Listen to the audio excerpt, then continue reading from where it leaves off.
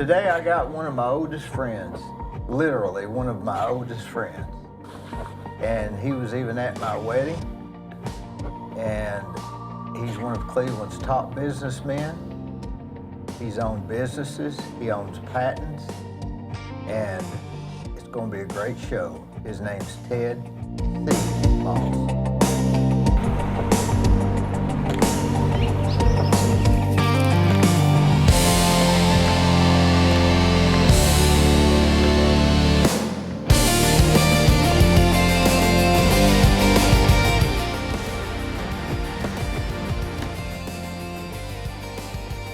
So Ted, how's your hearing? It's not as sharp as it was when I was your age. Do things start going when you get older? Yes, they do. They start about your age and slowly start to get bad, and after you pass about 75 or so, they start to speed up. Are you glad to be here though? Not by the anymore. Right. I mean, you're right.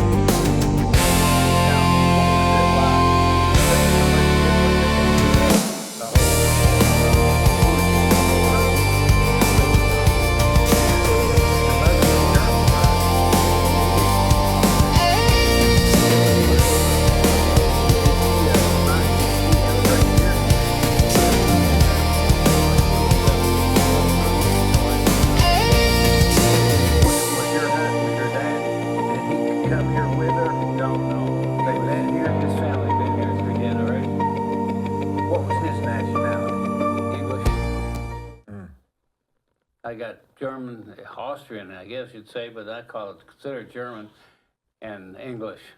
Was she the brains? That's an unfair question.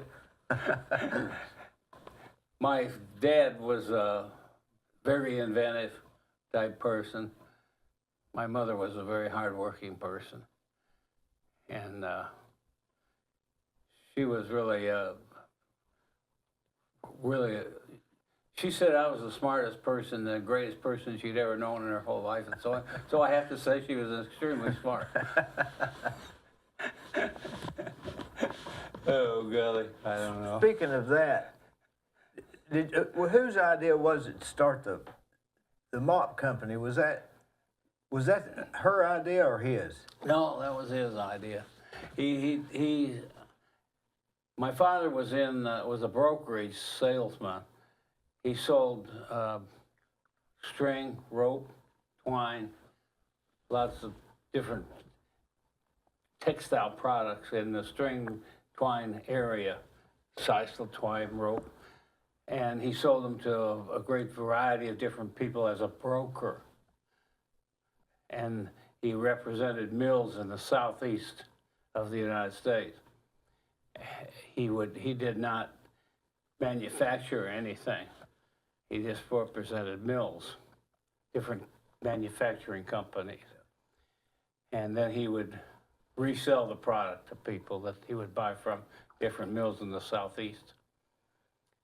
Then he would mark the product up to whatever he could get and sell it to different people, including bakeries and wholesale hardwares, and a great variety of different places, including people who manufactured mops. He sold them tapes and stuff to manufacture mops with.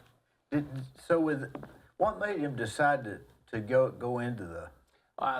He never could understand why people in the mop business would always try to make something cheaper instead of better. And he said he felt like he could make a product better rather than cheaper. And that's what gave him an incentive of trying to make a better industrial or commercial wet mop than cheaper. So he came up with the idea of using more or less reusable mops over time. Well, there's a lot of difference between a commercial mop and a retail mop. He was interested in going into the commercial business, which is, in other words, the hospitals and schools and other commercial people, not the household type product. That's a different product. Did he already have some patents before he started the mop business, or did he start the mop business first? No, he never had any patents. So he just decided to start making some industrial type mops. He decided to try to make a mop better than it was. And he designed, came up with an idea that was improved the mop, or making the first improvement in a mop in 100 years by doing a specific improvement to the mop, which I can describe and tell you what that was. Was that one of his patents? Oh yeah, this is the first patent. Is that what was that? If you look at a mop, strings hanging down from them, he took those strings and put each one of them right next to another. Then he sewed a band across the bottom, not the top. The headband is on the top. He sewed a band across the bottom of the mop and sewed each strand down next to the other one. So that when you swung the mop, it opened up like a fan. And it stopped the yarns from untwisting because it stopped right there. But you had to open the yarns up so that they would pick up water before you sewed it down. If you sewed it down the way the yarn was made, it wouldn't pick up water because the yarns were twisted tightly in order for them to open up slowly. The whole concept of a mop was a terrible concept the way it was being used at the time. In other words, it was made with yarns that were really spun down real tight so that it wouldn't pick up any water until it had been used a while. Well, once it got used a while, it just started falling apart because nothing stopped it from untwisting. Did he make the mop removable from the head, the handle from the head? Well, the mops were always normally removable from the head in the commercial industry. It was different in the retail. That's a different product. But in the commercial industry, the mops were almost removable. Was the factory in Ohio, was it big then, or was it just small? No, we had between 12 and 15 employees total when we left there. Was that enough to make enough mops to sell to make a living? No, not really. We really we had a real problem there because we had the Teamsters Union, and we had to pay fairly high dues to the union, and nobody else in the country was in the mop manufacturing business was unionized except us. So that made it tough. It made it very tough on us. Was that why the move to Cleveland, Tennessee? Well, I wouldn't want to be quoted as having said that, but it certainly made it better for us. Why Cleveland? We went to Atlanta. We were planning on moving to Atlanta. But when we got down there looking around for land and everything, including labor, seemed very much more expensive than if we backed off a little. So we backed off a little and looked over in North Carolina. We looked over in Chattanooga. While we were looking in Chattanooga, a fellow named Kaylin Davis. Kalo. Yeah. Yeah. He was a Committee 100. Yeah. You remember there was a committee that used to try to get industry in, that kind of thing, and he got a hold of us and he said, listen, you can come to Cleveland instead of, you don't want to go to Chattanooga. He said, we're 25 cents an hour or less pay in Cleveland than you have to pay in Chattanooga. And we have much less union attitude in Cleveland too. And we got everything better and blah, blah, blah, blah. And we thought about it and we said, you're probably right. So maybe we'll go to Cleveland. So we talked to the mayor there at that time or the judge, county judge they called him at that time, Mayor Jackson. I didn't know him. Yeah, he was the judge at that time, the county mayor. Yeah. That time they called him judge, mayor judge or whatever. We talked to him and he said, I'll write you a letter here. We'll give you 5 or 7 years of tax-free. I said, oh, that'd be great. To make a long story short, we never got our tax-free that he had wrote us about. But Wonder why? The county commission, he said that he didn't bring that up in a formal meeting. He brought it up in an informal meeting. So they said, too bad. Boy, that's tough, isn't it? Well, Carlin Payne, our attorney at the time, said, "Oh, that's no problem. We can sue against his bond." I said, "I'm not going to do that. I just got here. You know, I'm not going to start suing people." About what year was that? Well, we moved here in 1907.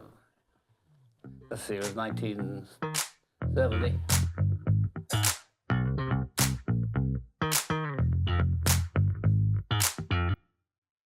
On the courthouse square at 30 2nd Street is the law firm of Logan Thompson Law. Since 1965, they have served the legal needs for the good citizens of Cleveland-Bradley County. If you've got a problem, they're no problem. Give them a call.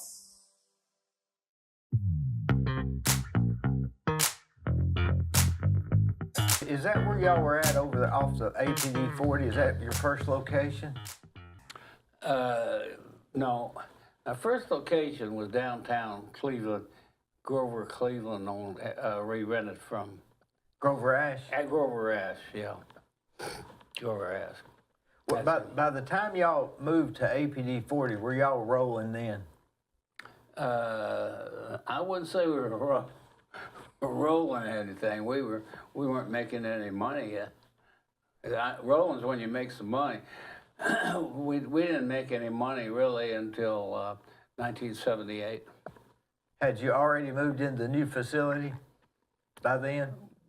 We moved into I forget which year it was now. It would have been several years later. I think it's 19. I'm trying to recall. 70s. My dad died in 78. It would have been 1974, I think. I think 73, 74, something like that. Well, that was a big facility at the time, wasn't it? I mean, that was a... No, we had just the one building on the one side of the road. But that's pretty good size. Yeah, it was, well, we increased it.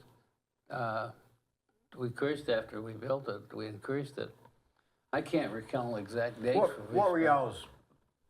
What was the maximum number of employees y'all had? 300. 300. Golly, that's a lot. Yeah, it was. It made me nervous. Was it? I had to meet payroll. I mean, if you haven't had to meet payroll, you ain't lived. Did you have to make it when you were strapped for money? Well, yeah. I used to be sweat. I'd call George Thurgood up at Merchants Bank, you know, and I'd say, "George, I don't know if I'm going to make payroll on Monday when the boys go in and cash their checks that I gave them on Friday. Uh-huh. You know, help me out a little if you need to, you know, please." And it was rough. It was he rough. always pretty receptive? He got kind of grumpy sometimes, but he was always took care of me. He always had that spot on his side of his face. Remember that? Yeah, that was birthmark or something. That's a birth. I think that's a birthmark. George Thurgood, that's Buck's daddy. Yeah, but I liked him. He always took care of me. He was more expensive on his interest than the other banks in town, but he always took care of me.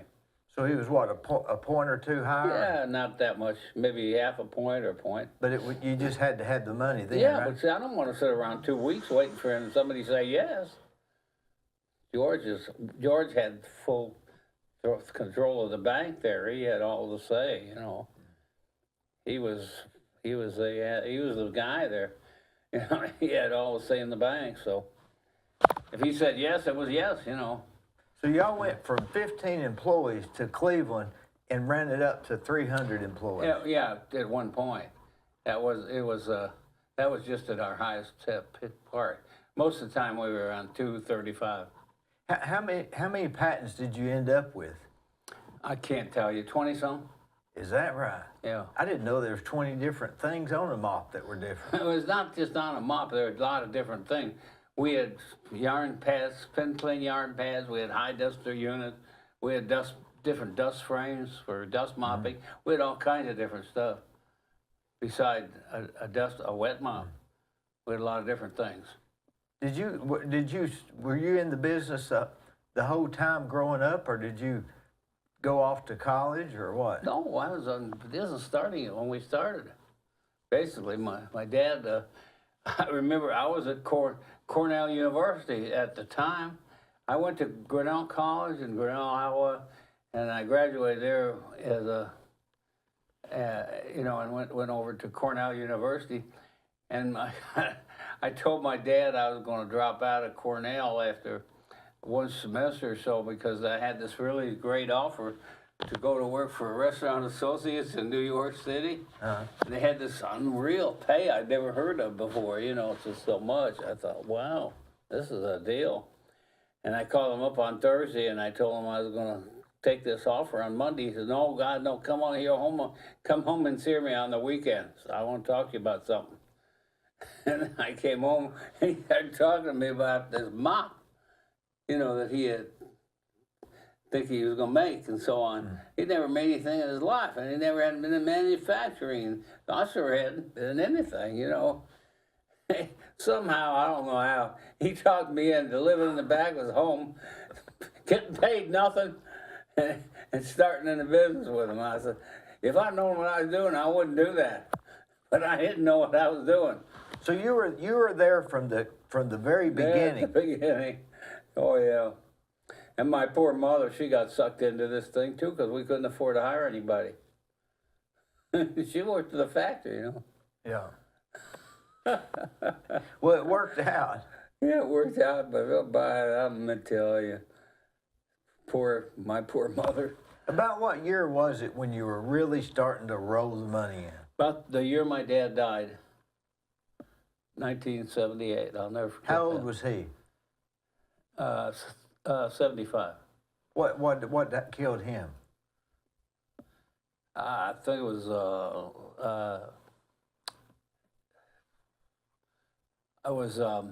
arteriosclerosis. Was he in good health till then? Not really. He only ate was fried chicken. So I said, Dad, that damn fried chicken, that stuff, it's gonna kill you. You have to have all that damn fried. That's all I want. That's all I want. That fried chicken. I said, that's whatever. What did you graduate in college? Public speaking and philosophy.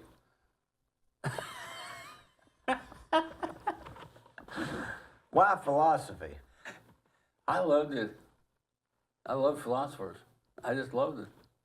That's the only thing I liked. And the public speaking I did because my dad couldn't get up in front of a group of people and say and present something because he couldn't do it. His nerves. He was the best salesman you've ever known, one-to-one. Mm-hmm. He was good, boy. I mean, he was really good.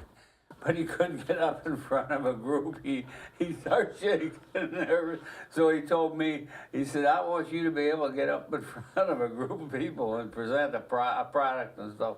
So I said, oh, all right, I'll do that. Now, were you over the JCs in Cleveland? Yeah, not over them. I was president. President. For a year or whatever. Were you in that for a while? Yeah, years. I was in there until I aged out. You aged out at 38 or something. Johnny Brewer was here last week. He said when he was in, you were his president. Yeah. Johnny's a carrier boy. He's a good guy. That's another success story, isn't it? Do you think the JCs, do they still have that? I don't think so. It was a good group when we had it. Man, we did some good. We made a lot of money for the community that we used for donating back in the community. Yeah. We really did a good job. I wonder why they quit doing the JCs. I don't know. They just went away 10 years later. I don't know why. Did they teach business? Was that mainly it? No, they're supposed to, I guess, but I don't think so. What was the teaching mostly? Huh? What was the JCs for? To train people to, how to run a business and that kind of thing. Yeah, I was supposed to train them, teach them, help them. That's a Do you think that's a lost art? I hope not, but maybe it is. I don't know. Hey, listen, I'm 83. I haven't been there since I was 38. But I mean, as far as business is concerned, are they ran today like they were in late 70s? I don't know what they do today. I haven't been there since I was 38. I don't know what they do today. I don't think there's a chapter here today. They still have a big organization, not nationally. Oh. They still. But I do. mean, in general, business in general, like a place of business. You know, like even if you go to a restaurant or a car wash or anything, are they operated? Were they more business-like back then than they are now? The people? I don't like to say. I don't like to say bad things about anybody, but business today is a lot different than it was back then. I could pick up the phone, call somebody and say something verbally. Today, everything's got to be done by a lawyer, or you can't count on it. You mean if you talk to somebody about something, they agreed to it, it was more. You could count on it more than today. Absolutely, yeah. That's fast. Everything we do over the telephone. Say, hey, I call up. Hey, Jim, how you been, buddy? Send me this and that. And just over the phone, you know, he'd take care of it. And he'd send it, and I'd pay the bill. And it was all done. No problem. If I didn't pay the bill or something, he'd tell 10 other guys. Nobody would sell me. Today, nobody cares about nothing. They don't care who you paid or didn't pay. They'll sell you anyhow. Some other guy will. It's all different, just completely. You know, there's some places I went down to had my car washed and some stuff fixed up over there in town. What was the name of that road? Sort of behind the Bank of Cleveland's branch office over on Worth Street. A guy by the name of Mark Ashley. He's got a car wash, and they really operate good. And, you know, they do it quick, fast, do what they say. And I think that there's some businesses that operate that way today, still the old way. There's a few that do, yeah, but most of them don't. Because I used to call on telephone, tell somebody ship me this and that, be done, and I'd pay the bill. That was it. Today, if it's anything significant, you got to have a contract with a lawyer. You about got to have a lawyer to do anything anymore. Yeah, that's about right. Because they're going to deny it. Yeah, they'll say no, it didn't happen. Then you go, you got you unless you recorded it. You got no proof of nothing.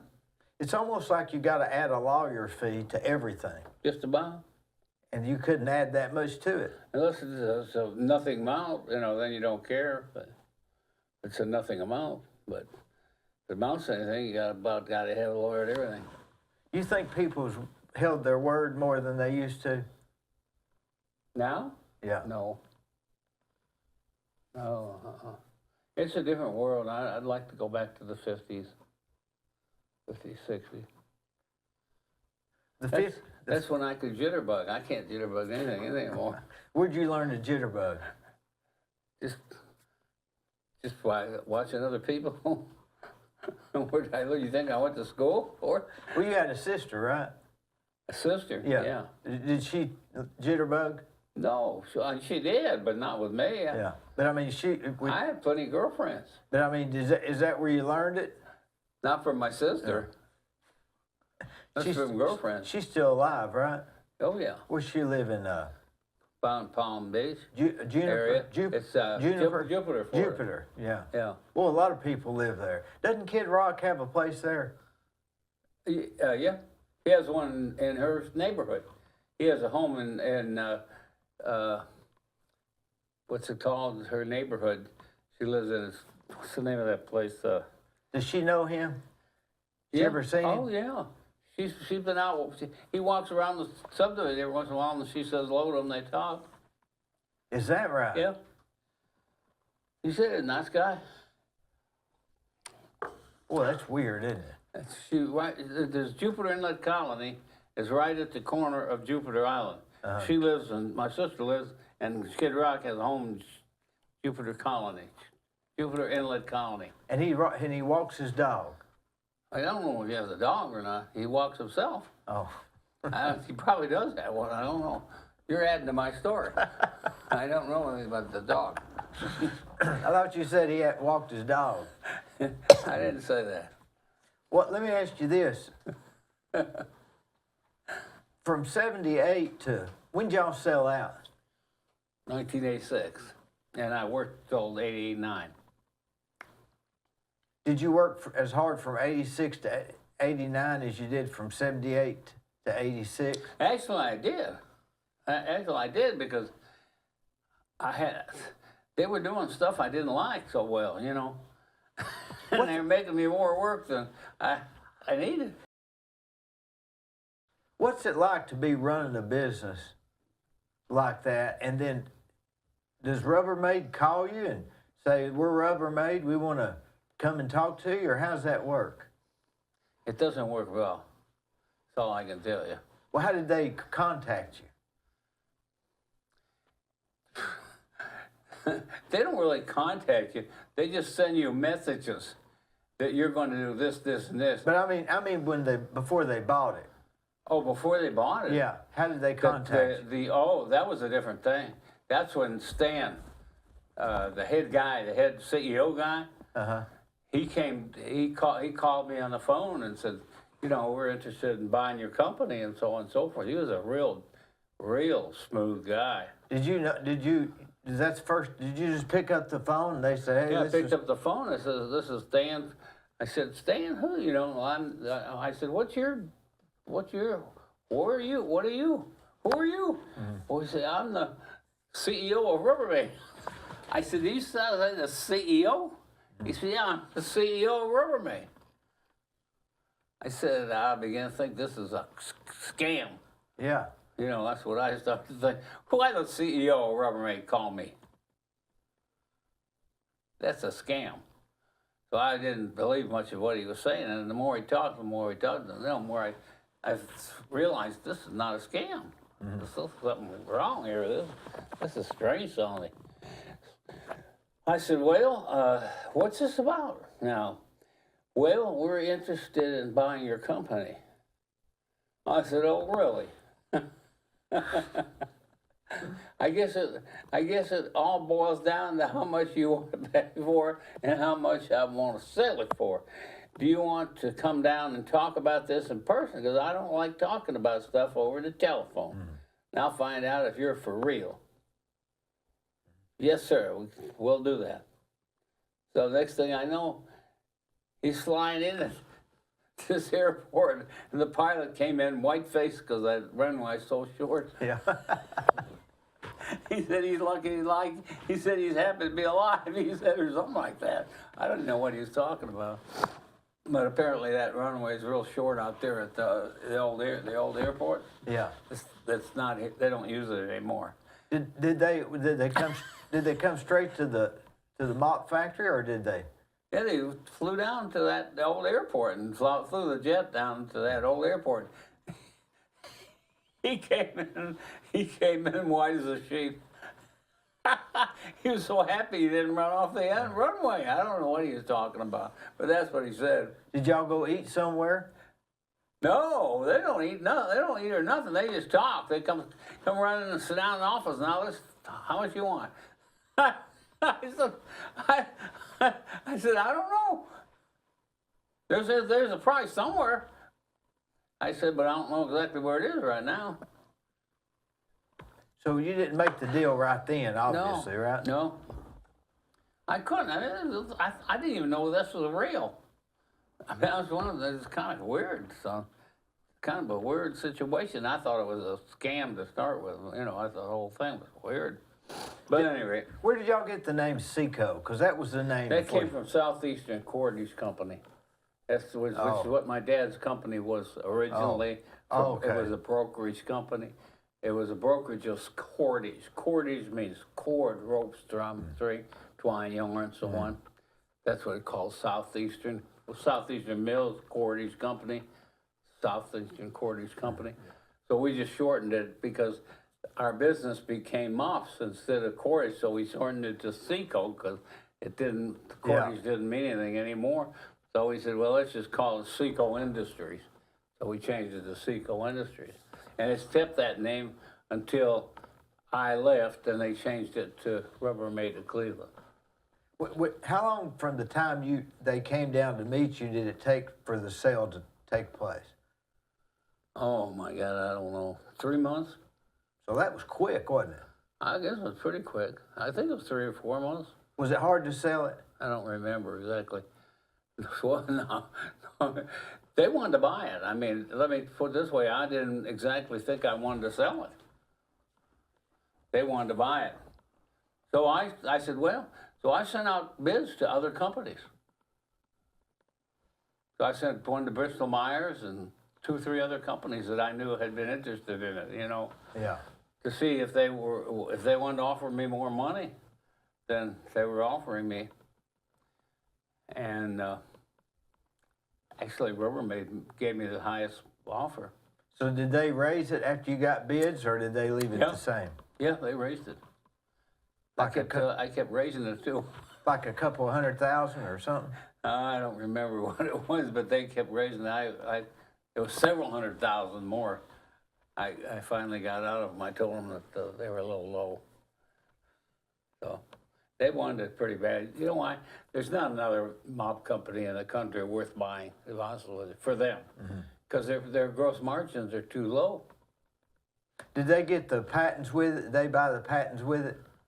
Oh yeah, they bought the whole thing. So it was the whole thing. Yeah, most of the patents have run out on the main one, the top patents. Yeah. Now on the other products, that's still there, but on the original one from the mop, those had run out. Because you were still getting royalties from the patents, is that right? I guess. I don't get any royalties from. I mean, but did you then before they bought you out? No, you don't get royalties from anybody for patents if they're your patents. You don't get royalties. Oh, you just nobody can use it. You couldn't license it. You can license them. Yeah. We licensed some of the patents. We sued 2 or 3 companies for using our patents improperly and illegally, and we had some big settlements out of that. So when they bought you out, you stayed there for 3 years? Yeah, roughly, almost 3 years, not quite. What was it like when you left for the last day? How old were you then? 47, I think. I'd have to go figure it out. Was that hard when you quit? Yeah, oh yeah, it was hard because I don't miss the stress of the thing and a lot of the stress involved in running a company and that kind of thing. But what I miss R&D. I was the whole R&D of the company. And when I left there, I said, look it, fellas, I said, we don't have I'm the whole R&D department. I'm it. You want to see an R&D department? I said, would you like to look at the R&D department? I told you're looking at it. I'm the whole R&D department. If you want me to stay, I'm willing to stay as the whole R&D department. All you have to do, pay me 3% of sales for 10 years on the products that I develop. How can they lose? They said, that's too much. I said, well, goodbye. That's too much. Are you kidding? How can they lose on that? Yeah, because it didn't cost them unless they take the product that I develop. Is that ever stupid of them? Well, Rubbermaid. I can't understand it. I never will understand that. Is Rubbermaid still Rubbermaid, or did they sell out too now? Rubbermaid sold out to Newell. Are they big? I guess they're huge, right? Huh? I guess they're real big, right? Newell's bigger than Rubbermaid, but yeah. Do you like living in Cleveland, Tennessee better than Cleveland, Ohio? Oh, yeah. Is it calmer or what? Yeah, oh yeah. Cleveland, Ohio was. When I lived there, was a National Guard on every corner with a gun. And then we don't have nothing like that here, do we? No, yeah, not yet. When did you run for constable?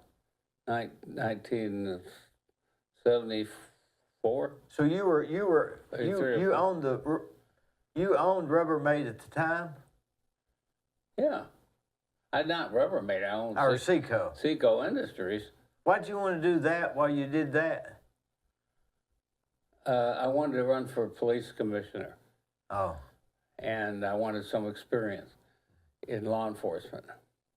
But then it got to, I just didn't have the time to run for police commissioner, so I forgot. So I just stayed in as a constable, and then I switched over to field deputy in the sheriff's department with Lamar Lawson. so you were a deputy while you worked at Seco? I was a deputy with the sheriff for 35 years. You didn't know that? Well, I knew that you worked with the reserves. Yeah, that's the sheriff's department reserves. I was the head of the reserve for 20 years. 20 years. Yeah. I arrested 351 DUIs. Is that right? Yeah. I never did catch you though, D. Never did. What about Lamar? Is he okay? Lamar. Yeah. Lamar who? You were under Lamar Lawson? Oh, Lamar was great. I'll be honest with you. I didn't know him when I ran for constable. I voted for Bill Gibson. I thought he was going to win. Uh-huh. That's how wrong I was. And right after Lamar won, he called me into his office, and I was constable. I thought, oh, here, the shit's going to hit the fan now, because I voted for and supported Bill Gibson. And here it goes. Here we go. I might as well get ready for a war. So he called me in, and Lamar says, boy, if there's anything I can do to help you, let me know. And all. What'd you say? I thought I was hearing things. Mm-hmm. He was the nicest guy I've ever heard. Here I voted for his competitor and everything. Real nice guy. Mm-hmm. I really got to liking Lamar. He had like a third grade education or something like that, but I really got to liking him. He could find a criminal in a haystack, I'm telling you. He was really, I was sitting there one night, and some deputy came in and said something about, oh, this guy did this, and there was a theft of this, and so on and so on. Lamar says, hell, I know exactly who that guy is. And he went out and arrested him. I mean, he knew every criminal in the whole county at that time. He was amazing. Amazing guy. And he was really a nice guy about things. Was Steve there when you were there? He was just a kid then, right? Oh, he was a kid then. He was 12 years old then. He's there much later. I knew Steve when he first got there. You're friends with Steve now, right? Huh? You're friends with Steve. Oh, yeah. We go out to lunch every month. Steve is one of the first, he's an honest sheriff. Oh, yeah. He's an honest sheriff. Mm-hmm. This county can be proud of him as an honest sheriff. He's a good guy. And that's coming from somebody that's got some experience in law enforcement. Yep. Yeah, I've been there 35 years. I'm not anymore. I'm too old. Can't do anything. I'm on a walk cane. Take drive with my cane. You couldn't chase nothing now. I couldn't catch nothing. You couldn't catch a cold. I could chase them, but I couldn't catch them. You couldn't catch a cold. No. Steve's a real good guy. He's an honest guy, and he does a darn good job. They just don't give him enough support. The county doesn't give him enough support because financially, all the counties around here, they're all paid $50,000 starting pay. He's got 40. How do you hire guys when every county around here pays more than he does? Yeah. How do you hire anybody? They don't stay. Duh. They don't stay. Yeah, maybe they should get rid of some of them and pay some more. Would that help? Or is that doesn't work that way, I guess? Well, you got to have a minimum number of people to cover the county. And then he's got a minimum number he's got to have in the jail by law. You know, they're required to have. Because we've got a jail. They got to have that many. They have to have a certain number required by law for a certain number of prisoners. They don't have them. I don't know And then how. the jail flunks doesn't pass the test. Yeah. I mean, they don't have enough people. They can't get them. Well, I'd hate to run that, wouldn't you? I bet that would be hard running that, harder than it would be a mop company, reckon? I don't know. If you get the people, no problem. If you can get the pay, no problem. If you can't get the pay, be bad. Yeah, what kind of a qualified person can you hire for $40,000? That's how much a week. Plus, they take insurance out, right?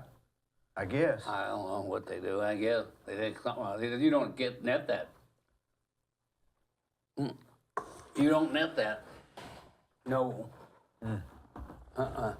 Scary, isn't it? That's gross. When you retired, when you quit there at 47, did it like to run you crazy, nothing to do?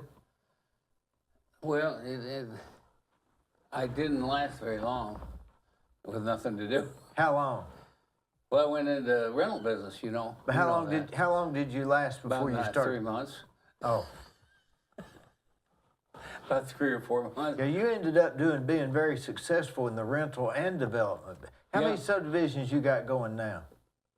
I'm in the development business now, Yeah. and I'm not happy about it because I got in 3 months, 4 months before COVID hit, Oh yeah. and it's been nothing but torture since. How many subdivisions you got going now? 7. Why do you do that? Temporary insanity. I bought those just 3 or 4 months before COVID hit, and once COVID hit, everything stopped. It's still stopped a lot. Oh yeah, I can't get transformers now. Yeah. It's always something. Can't get water mains. Can't get this. Can't get that. Always can't get something. It's tough, isn't it? Business right now. But that COVID's over now, isn't it? Well, no, not really. Still around. But you don't hear people dying from it like you did. No, they've got real good treatment for it. They got that pill you take when you first get it. It'll knock it out. It'll almost eliminate all death. What's that called? Is it? So it's like a. I forgot the name of it. But So once you get it, they. COVID, Lipovid or something. I hadn't heard of that. Oh yeah. You start that the minute you get COVID. Right after you get COVID, you start that. It just about limits any death. It eliminates any death just about. Now, do you own another company in Texas, or did you? Long time back, yeah. What possessed you to do that? I thought I'd make some money at it, and I did, but it didn't. It didn't. They passed some. I don't remember what exactly happened, but they passed some laws that gave us a real fit about allowing exporting to come in. You know, other companies to import in. Yeah. And that put the hurt to it, so I sold out. But I sold out to a company a big company that wanted that kind of a company for doing small piecework. You know, they have all these big companies that they are over in Mexico and where all, I don't know, that do the, manufacture all the uniforms for their companies. And then they just need a company in the States to do small stuff, small piecework, 3 or 4 dozen or 20 dozen or something, and that's to them it's nothing. Well, they're used to doing 100 dozen or 500 dozen, that kind of thing. Where did you get your business mind? Did you inherit that, or did that come through school, or did that just come through working at the mop factory? That came from working at the mop factory. Whatever little mind I have left, it's from mop factory. But why do you do all these subdivisions? At 47, most people would just retire, but since then, that's when I should have done retired, but I didn't have any idea that I was getting into this COVID stuff, because that made it rough. Yeah, I but I'm like doing talking about things. from 47 Oh, to recently. That's 30-something years. from 47, I did the rental business stuff. You know, Yeah. I did all that from 47 till 80, whatever. Primarily just that. Yeah, that's what I did. I did rental. I had several hundred apartments, several hundred, 700 storage units. And I had 100 some homes. I had a bunch of storage places, bunch of rentals. Boy, that's a lot. I got a big lick on those when I sold them. It was good, just timed perfect. I got lucked out on those, but then this damn Yeah, if you'd have COVID waited another year, you'd have probably. Well, you sold out for what, 25 million or something like that, or you know, it's 28 million, or? something like that. Yeah. Well, I feel sorry for you. Thank you. That's the second time. Yeah, I know it. How about that company in Texas? Did you make a little money off it? Yeah. Yeah, fortunately. That was a nice deal. That was nice. But so, why do you get through all of that and right before COVID you end up doing these subdivisions? Is that? Why did I do it? Because Yeah. I didn't know COVID was coming, or I wouldn't have sure as hell done it, would I? Well, you can still get around it, I think. Well, I'm just sitting there praying that I could find stuff like transformers somewhere. I don't know where they're coming from. Well, we bought 3 off eBay last week. They had some guy that was selling them, paid double price for them. Pay double price. Yeah, but that's okay Yeah? because I got them in. So Off you might eBay. off eBay, and it's legitimate. So you might try that. Is there any more there? I don't know. The electrician found one, then the guy had another one, then he found another one. So we're hoping to get the one that we're supposed to get. Is supposed to be in at the end. We've got 4 coming the end of January, but now I've already got 3 of them. I only lack one. I'm afraid to cancel the order. But you know, I've spent about $2,500 each. You more. can sell them to somebody else. Yeah, I can't get any. You know, it's not a big deal till you need one. Then it's a big deal. Yeah. So do you think, Ted, what do you do during the day? Do you just deal with these subdivisions or your others? I mean, do you have any other? You know what I do? Is that I deal with all the stuff that's very hard to deal with. My partners deal with the other stuff. The easy stuff. Right now, I'm dealing with getting insurance for running a sewer line under the railroad track. You ever heard of such a thing? Yeah, and you get that from the railroad company in Atlanta. I don't have a clue. I'm talking to the guy that does our insurance for us on, for the sewer. Yeah. And he's working on with his insurance guy right now to try and get me a quote. Hey, Can you just put up a bond? huh? Can you put up a bond maybe instead of insurance? Cash bond? I don't think so. You have to have insurance. And I don't know how much, but the last I heard was huge. Huge. Well, they can't let nothing go wrong with the boring under the railroad track. That's a big deal. Could be a problem. $10 million insurance. Can you believe that? I never heard of such a thing. I guess you can do a lot of damage if it's not done right, maybe. You think so? Yeah. You think so? Yeah, plus the boring's not cheap either. Just the No, boring itself well, is, we got that covered. but that's expensive, Yeah, right? but we got it covered on that because our man does that. He knows how to do it. He's done it before. He can do it.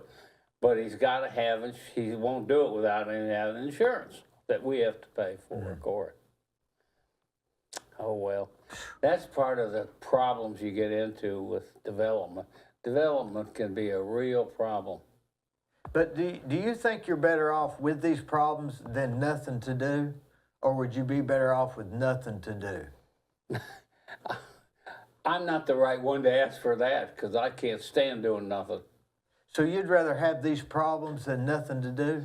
Well, I might say I'd rather have a different problem than this than nothing to do, but not this problem. But as a rule, you'd rather have the problems of being in business. I'd rather than- have some problem. This is not the one I want.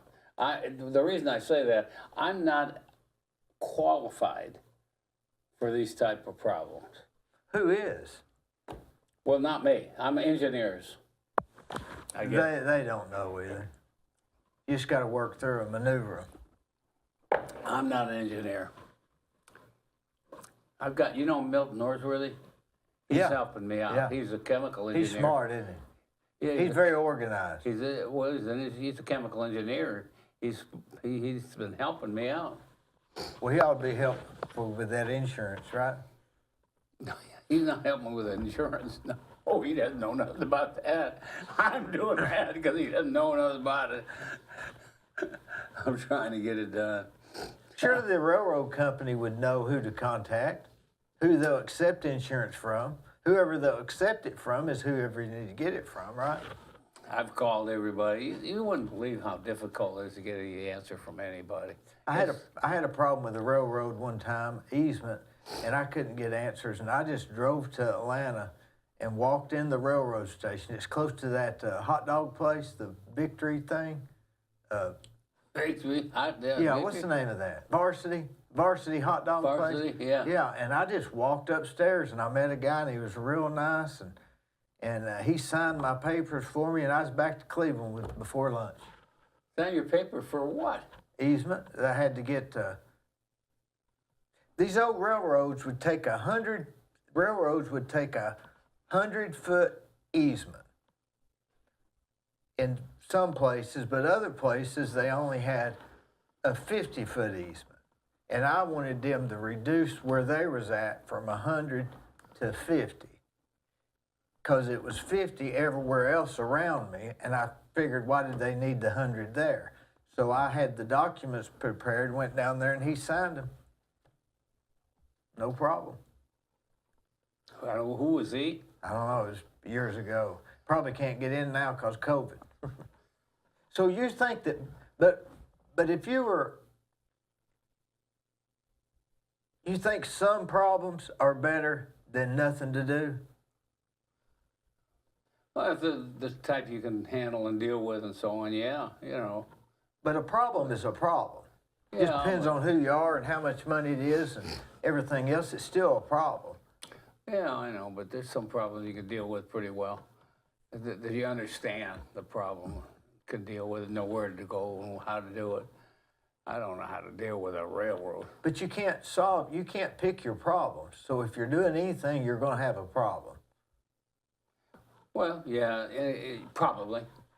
So if you were 57 like me, you wouldn't retire. You'd keep working because you know that if you don't have anything to do, it's a problem. If I were 57, I'd be delighted to work. And not retire No. because it works on your mind. No, I just I want something to be productive about. Why? Because I don't like sitting around doing nothing, say, hey, what did I get done today? Nothing. What's wrong with that? I don't like that. I don't feel good about that. I think you're worthless when that's what you do. So that bothers you, being worthless. Yeah. You think what's the psychology behind that? I don't know. Well, that's me. That's my mother. Did you try it? Back then when you was retired? Yeah, 90 days were. So you knew right then that you couldn't. I just didn't enjoy that. Now, didn't you have some properties in Florida? Yeah, several. And did you live there for off and on or what? No. You just drove down there? Drove down there for 3 days, 4 days. That was it. Like a month? For a month? No. I think we did one time. We stayed a month years ago when we first got them. One time, that was when we first sold out. Were you retired? So that's when you were retired. I think that's when we didn't retire though. But you didn't have. But that was when you didn't have anything to do. Right. We went down there for a month one time.